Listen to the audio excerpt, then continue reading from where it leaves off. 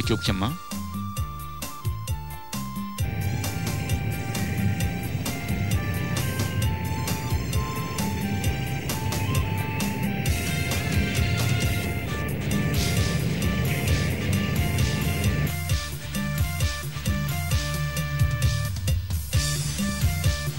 ចូលមក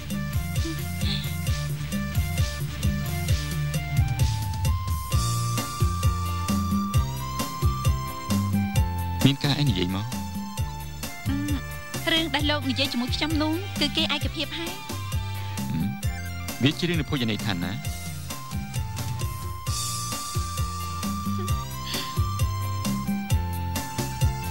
ចាំឲ្យកូនចៅខ្ញុំទៅចាត់ការ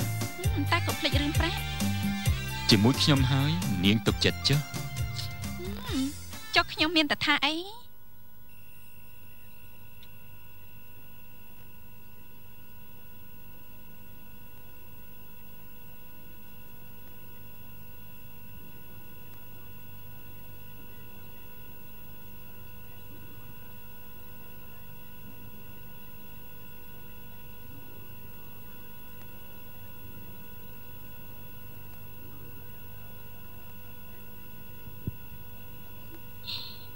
អ្នកបងពិសាកាហ្វេអរគុណ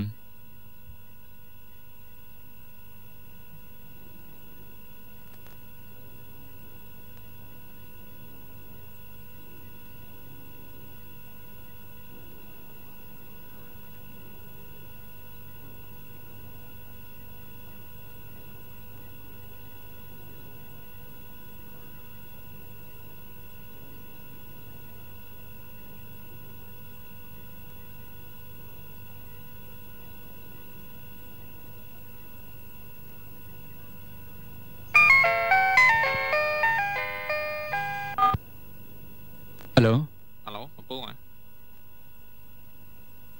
គឺខ្ញុំក្មួយតែងបាត់ខ្លួនហើយថាម៉េចខ្ញុំទៅឡើយបងមានរឿងអីហ្នឹងគ្មានរឿងអីទេ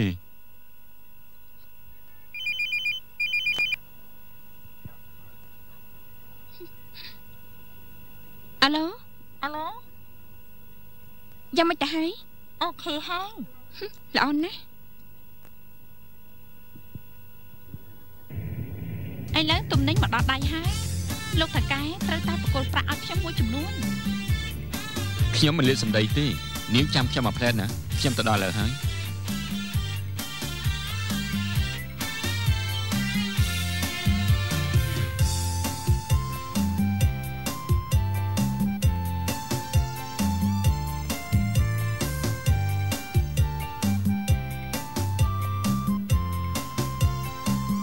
នរ៉ាអីក៏យូរម្លេះ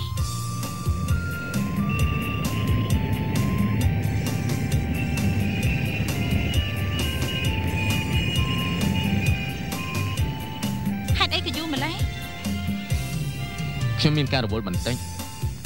រកស៊ីជាមួយខ្ញុំតោះតែមកចាត់បន្តិចនិយាយច្រើនម្លេះឡើងម៉ូតូមកគេឲ្យយើងចាំនៅទីនេះ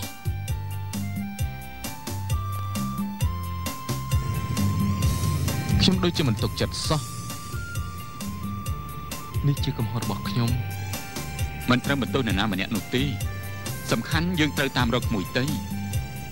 យើងប្តឹងប៉ូលីសទៅហើយលោកពូកុំអីបើយើងប្តឹងប៉ូលីសណាចង់ឬក៏មិនចង់វាអាចសម្លាប់ក្មួយតីក៏ថាបាន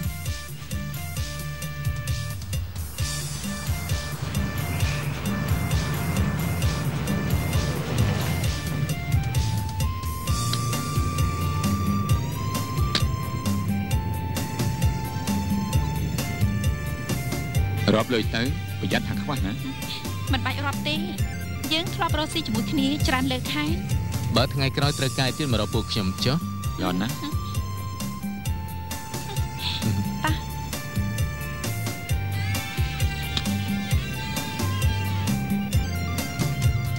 ហេនរ៉ាអន្តាចុះវាមកធ្វើស្អីហ្នឹងពូម្នាក់ជិះឡានមិញនេះធ្លាប់តាក់ទងក្មួយទេ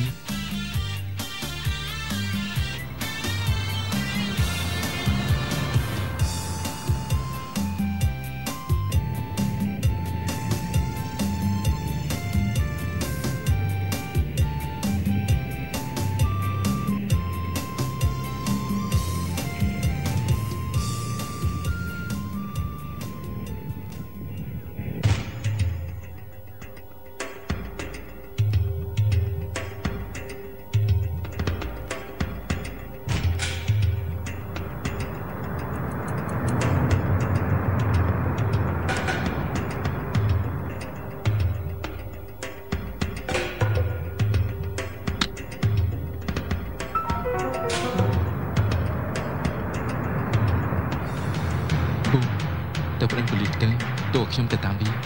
ឡោតែចឹងប្រយ័ត្នផងណាបាទ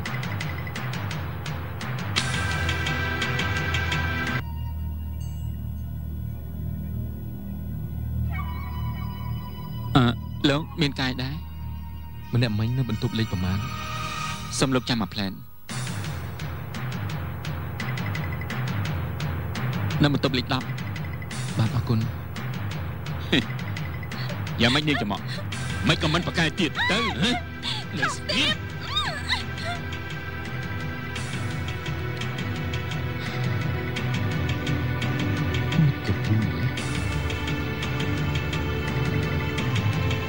អ្នកដែលថោកទាបគឺនាងនោះទេនៅពេលដែលនាងអស់ភាពបរិសុទ្ធទុកធ្វើបាបខ្ញុំសូមបង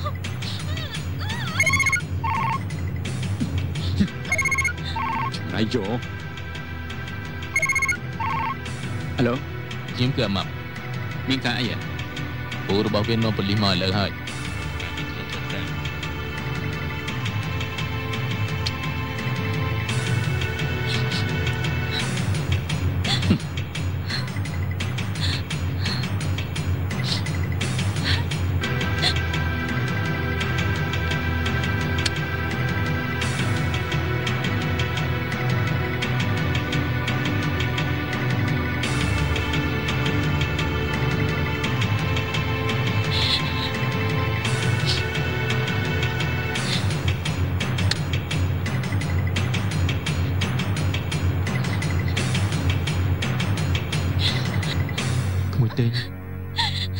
ពូចាន់ខ្ញុំភ័យណាស់កុំភ័យអីពីថ្ងៃនេះទៅពូមិនឲ្យពូវាធ្វើបាបក្មួយទៀតទេតែខ្ញុំខ្លាច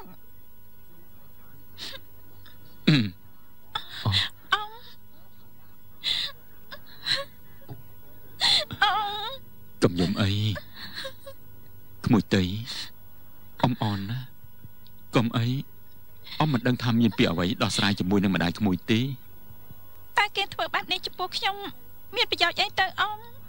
បានហើយរឿងនេះអ៊ំចេះដោះស្រាយហើយចាប់ពីថ្ងៃនេះទៅអ៊ំឈប់ឲ្យតែច្រៀងទៀតហើយចិត្តនាំក្មួយតីទៅផ្ទះចុះបាទ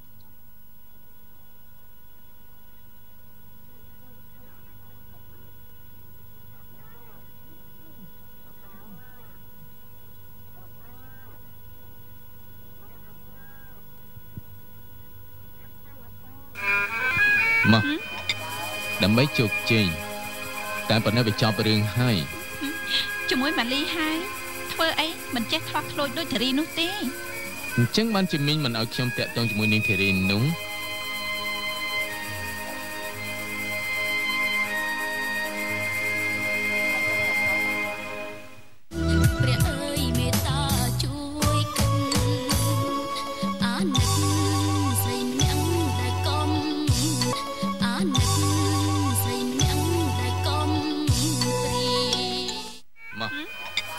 ដើម្បីជោគជ័យ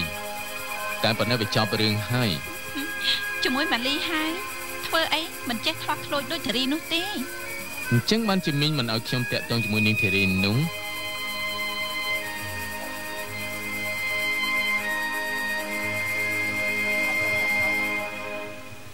អូព្រៀងវាសនាទេវតាប្រទី